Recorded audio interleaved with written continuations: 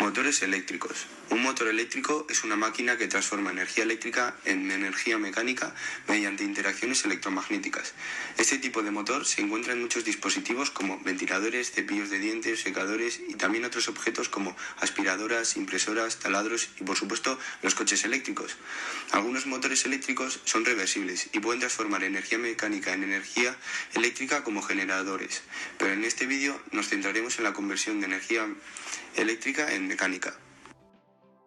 El primer motor eléctrico de corriente continua fue construido por Thomas Davenport en 1837. Años más tarde, Nikola Tesla consiguió patentar el primer modelo de motor eléctrico de corriente alterna en 1888. En este ámbito cabe destacar además el trabajo de científicos como Faraday, Henry y Ampere. Partes de un motor eléctrico.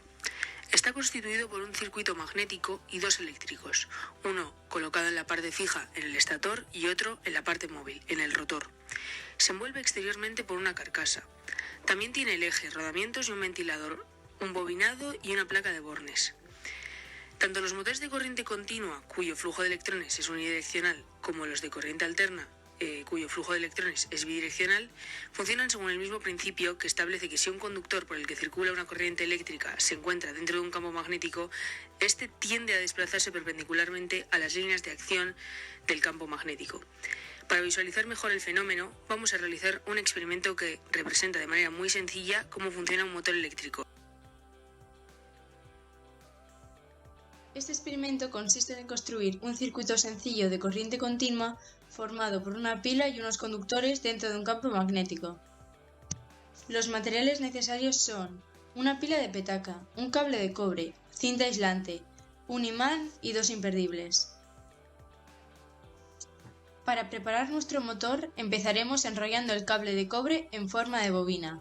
Con ayuda de un objeto en forma de tubo la enrollaremos unas 10 vueltas de la siguiente manera, dejando a ambos extremos unos 10 centímetros de alambre. Ahora colocamos los dos imperdibles a cada uno de los lados de la pila seca y los sujetamos con una cinta aislante.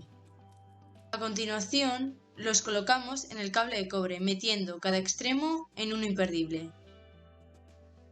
Cuando acerquemos el imán a la pila, el cable de cobre girará.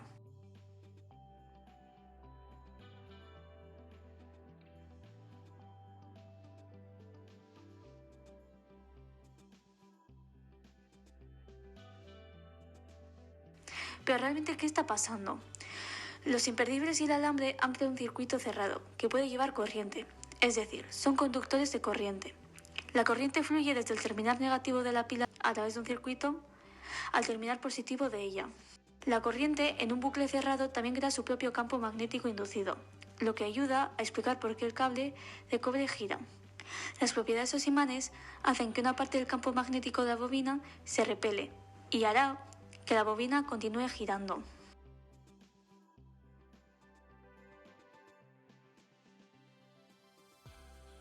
Detrás de este experimento tan simple se esconden muchos principios físicos que juegan un papel fundamental en la producción de electricidad y, en nuestro caso, movimiento a partir de electricidad. El primer principio establece que el cable, que se encuentra dentro de un campo magnético creado por el imán, experimentará la acción de una fuerza que hará que se mueva, la fuerza de Laplace.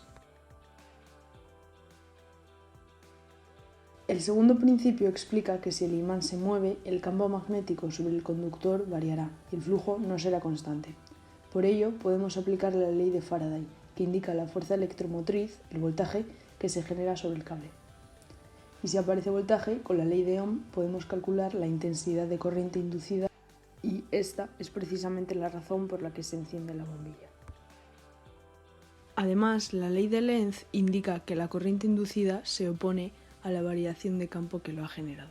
En este ejemplo se ve que, aumentando el campo magnético hacia arriba, la corriente inducida crea uno en sentido contrario, hacia abajo, y aplicando la regla de la mano derecha también podemos saber el sentido de la corriente inducida.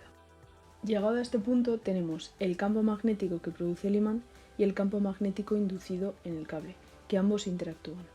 Al igual que dos imanes se atraen o se repelen, el campo inducido alrededor del cable atrae o repele el magnetismo del imán. Y la bobina empieza a girar hacia los polos del imán, pero antes de que llegue a la posición alineada, los polos se intercambian y hacen que la bobina siga rotando hacia el otro polo, consiguiendo así energía mecánica. Es decir, el funcionamiento se basa en principios electromagnéticos, lo que demuestra que se crea una fuerza cuando una corriente eléctrica está dentro de un campo magnético, y esta hace que el motor gire, transformando la energía eléctrica en mecánica, con el fin de que una máquina realice un trabajo, intentando siempre que el sistema sea lo más eficiente posible.